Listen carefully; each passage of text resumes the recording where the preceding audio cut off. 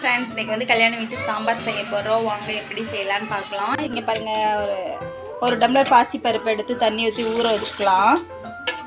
Friends, இங்கே பாருங்கள், சாம்பார் செய்கிறதுக்கு தேவையான காய்கறிலாம் எடுத்திருக்கேன். அப்புறம் வெங்காயம், தக்காளி, பூண்டு, பச்சை மிளகாய் இதெல்லாம் வந்து வெட்டி வச்சு 10 நிமிஷம் பாசிப்பருப்பை வந்து நல்லா ஊற வச்சதுக்கப்புறம், பாசிப்பருப்பு இல்லைன்னா துவரம்பருப்பு கூட யூஸ் பண்ணிக்கலாம். நான் வந்து பாசிப்பருப்பு யூஸ் பண்ணியிருக்கேன். பாசிப்பருப்பு ஊற வச்சதுக்கப்புறம் அதை வந்து நல்லா கழுவி எடுத்துகிட்டு அதுக்கப்புறம் அதில் வந்து பூண்டு சேர்த்துக்கிறோம். ஒரு கையளவு பூண்டு சேர்த்துக்கலாம். அப்புறம் பெரிய வெங்காயம் வந்து ஒரு 2 வெங்காயம் பெருசு வெட்டி வச்சுருக்கு, பெரிய வெங்காயம் சேர்த்துக்கலாம். அப்புறம் ஒரு தக்காளி சேர்த்துக்கோங்க. தக்காளி சேர்த்ததுக்கப்புறம் கொஞ்சம் ஜீரகம் வந்து அதில் போட்டுக்கலாம். கொஞ்சம் ஜீரகம் போட்டுட்டு ஒரு ஸ்பூன் அளவுக்கு மஞ்சத்தூள் போட்டுக்கோங்க. போட்டுட்டு ஃப்ரெண்ட்ஸ், இதெல்லாம் போட்டதுக்கப்புறம் நம்ம வந்து கொஞ்சம் எண்ணெய் சேர்த்துக்கிட்டு குக்கரில் வந்து மூடி வச்சிடலாம். கடலை எண்ணெய் சேர்த்துக்கோங்க. கடலை எண்ணெய் சேர்த்துட்டு மூடி வச்சிடலாம். அப்படின்னா தான் சீக்கிரமாக பருப்பு வேகும். அதனால் நம்ம வந்து எண்ணெய் சேர்த்துருக்கோம். அப்புறம் மூடி வச்சதுக்கப்புறம் ஒரு விசில் வரும். ஃப்ரெண்ட்ஸ், இங்கே பாருங்கள், அடுப்பில் வச்சதுக்கப்புறம் ஒரு விசில் வந்துருச்சு. விசில் வரவும் நம்ம வந்து ஆஃப் பண்ணிடலாம். ஆஃப் பண்ணிவிட்டு நம்ம வந்து இந்த பக்கம் தாளிக்கிறதுக்கு எடுத்து ஃப்ரெண்ட்ஸ், தாளிக்கிறதுக்கு வந்து ஒரு கடாயில் கொஞ்சம் எண்ணெய் ஊற்றிக்கோங்க. எண்ணெய் ஊற்றினதுக்கப்புறம் அதில் கொஞ்சம் கடுகு சேர்த்துட்டு அப்புறம் கருவேப்பிலை போட்டு கொஞ்சம் நல்லா வதக்கிக்கலாம். வதக்குனதுக்கப்புறம்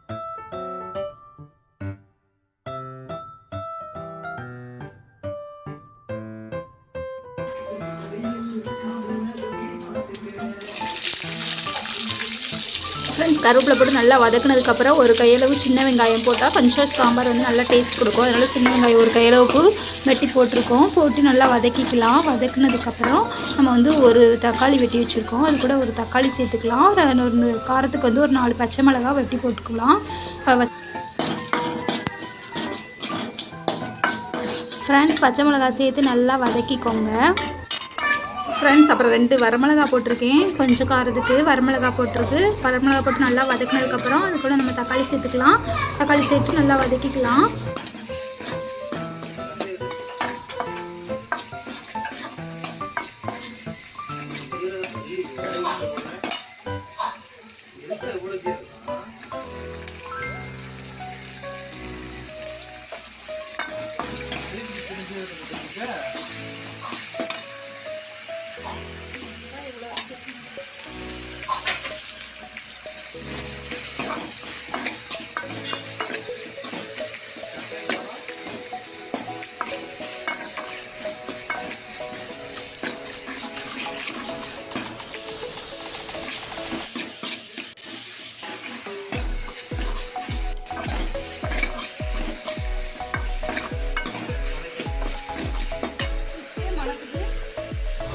ஃப்ரெண்ட்ஸ், இது எல்லாத்தையுமே நல்லா வதக்குனதுக்கப்புறம் நம்ம வந்து சாம்பாருக்கு தேவையான காய்கறிகள் ஒரு 5 காய்கறி எடுத்துருக்கோம்.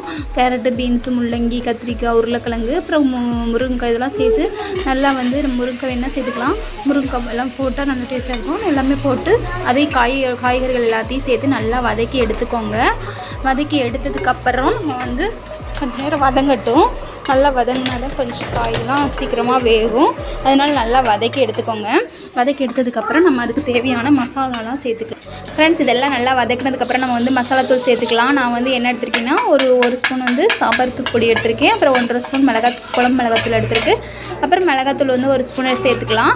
இதெல்லாம் சேர்த்து நல்லா வதக்கினதுக்கப்புறம் ஏற்கனவே மஞ்சத்தூள் போட்டிருக்கோம் 1/2 ஸ்பூன். அதனால் இன்னும் கொஞ்சம் மஞ்சத்தூள் வேணால் சேர்த்துக்கலாம். எல்லாம் சேர்த்ததுக்கப்புறம் நம்ம வந்து கொஞ்சம் பெருங்காயத்தூள் சேர்த்துக்கலாம். பெருங்காயத்தூள் சேர்த்து எல்லாமே சேர்த்து நல்லா வதக்கி விட்டுருங்க. வதக்குனதுக்கப்புறம் நம்ம வந்து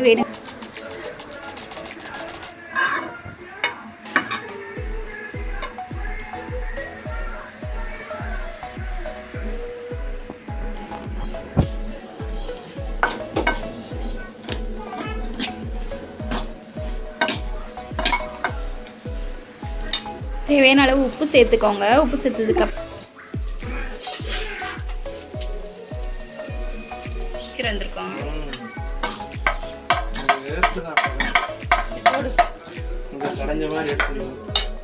பட்டையெல்லாம் வேணாம், அதெல்லாம் எடுத்து போட்டு இந்த மாதிரி காட்டிடலாம். ஃப்ரெண்ட்ஸ், எல்லாத்தையும் வதக்குனதுக்கப்புறம் நம்ம வந்து ஏற்கனவே பருப்பு வேக வச்சுருக்கோம்ல, அந்த பருப்பை வந்து சேர்த்துக்கலாம். பருப்பு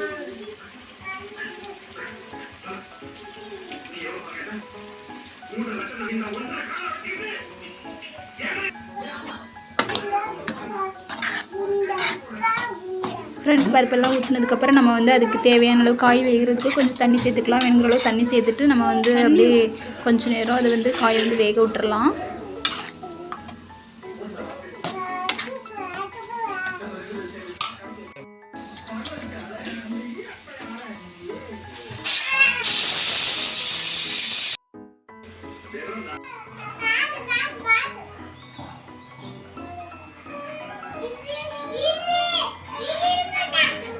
ஃப்ரெண்ட்ஸ் இங்கே பாருங்கள் பருப்பு நல்லா கொதி வந்துருச்சு. இப்போ காயெல்லாம் நல்லா வெந்துருச்சு. நம்ம வெந்ததுக்கப்புறம் நம்ம வந்து அமர்த்திடலாம். நம்மளுக்கு வந்து இப்போ வந்து ரொம்ப டேஸ்ட்டான கல்யாண சாம்பார் ரெடி ஆகிருச்சு. நம்ம வந்து இதை வந்து தோசைக்கு ஊற்றி சாப்பிட்டா நல்லா டேஸ்ட்டாக இருக்கும். நாங்கள் வந்து இந்த தோசைக்கு யூஸ் பண்ணியிருக்கோம். அப்புறம் நம்ம வந்து பாருங்கள் ரொம்ப டேஸ்ட்டாக இருக்குது, சூப்பராக இருக்குது. நினச்சதை விட நல்லா அழகாக டேஸ்ட்டாக. லைக் பண்ணுங்கள், ஷேர் பண்ணுங்கள், கமெண்ட் பண்ணுங்கள், மறக்காம நம்ம சேனல் சப்ஸ்கிரைப் பண்ணுங்கள். Okay bye.